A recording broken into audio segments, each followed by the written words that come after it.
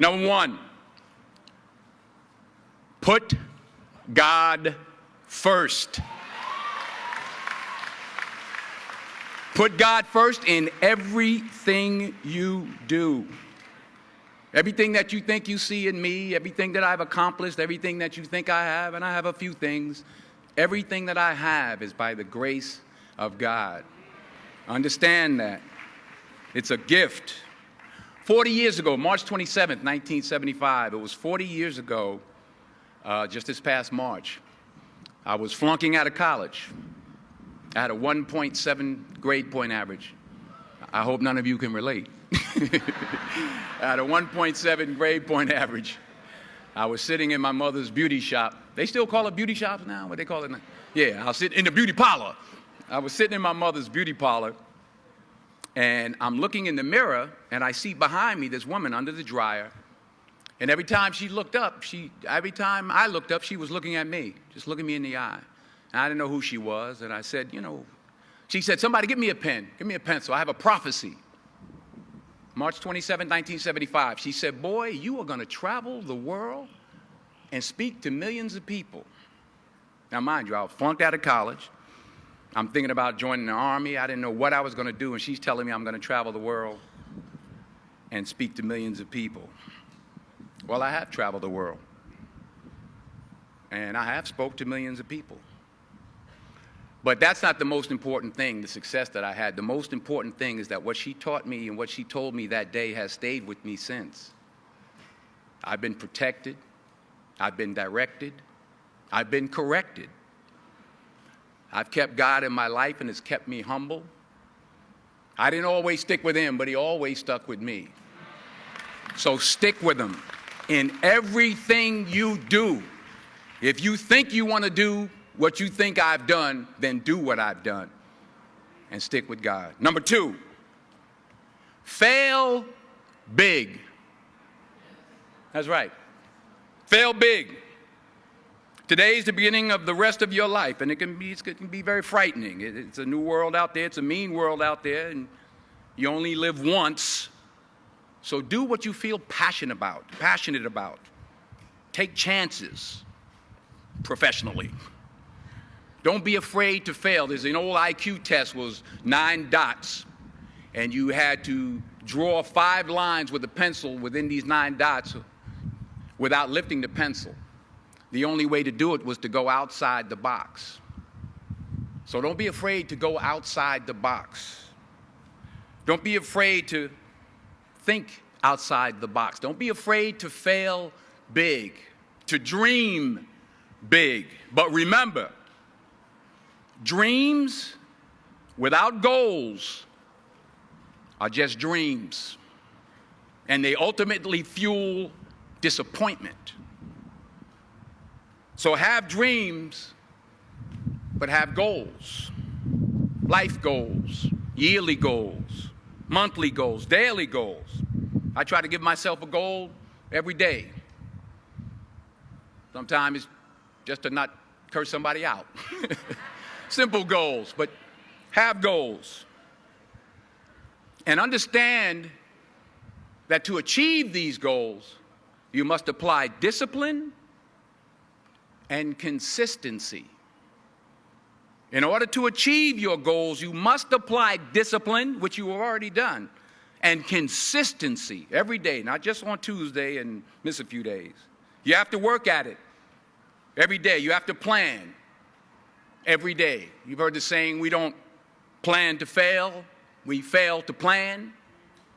Hard work works. Working really hard is what successful people do. And in this text, tweet, twerk world that you've grown up in, remember, just because you're doing a lot more doesn't mean you're getting a lot more done. Remember that. Just because you're doing a lot more doesn't mean you're getting a lot more done. Don't confuse movement with progress. My mother told me, she said, yeah, because you can run in place all the time and never get anywhere. So continue to strive, continue to have goals, continue to progress. Number 3, you'll never see a U-Haul behind a hearse. I'll say it again. You'll never see a U-Haul behind a hearse. I don't care how much money you make, you can't take it with you. The Egyptians tried it. They got robbed. That's all they got. You can't take it with you. And it's not how much you have. It's what you do with what you have. We all have different talents. Some of you will be doctors, some lawyers, some scientists, some educators, some nurses, some teachers. Yeah, okay. Some preachers.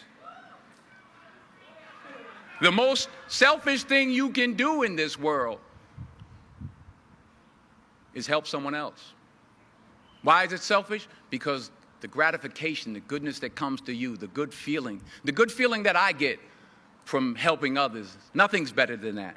Well, one or two things, but nothing's better than that. Not jewelry, not big house I have, not the cars, but it's the joy. That's where the joy is, in helping others. That's where the success is, in helping others.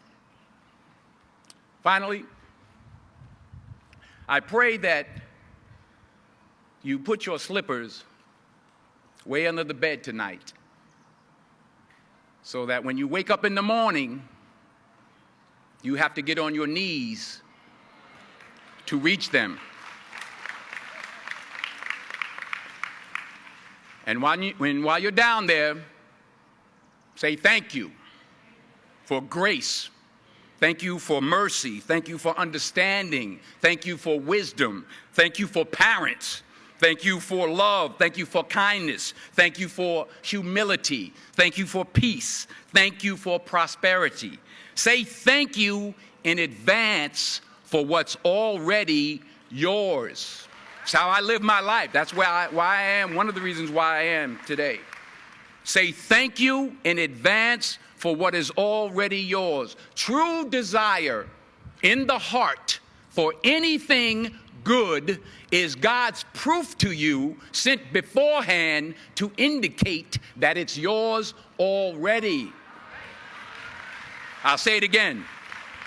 True desire in the heart, that itch that you have, whatever it is you want to do, that thing that you want to do to help others and to grow and to make money, that desire, that itch, that's God's proof to you, sent beforehand already to indicate that it's yours. And anything you want good, you can have. So claim it. Work hard to get it. When you get it, reach back. Pull someone else up. Each one, teach one. Don't just aspire to make a living. Aspire to make a difference. Thank you.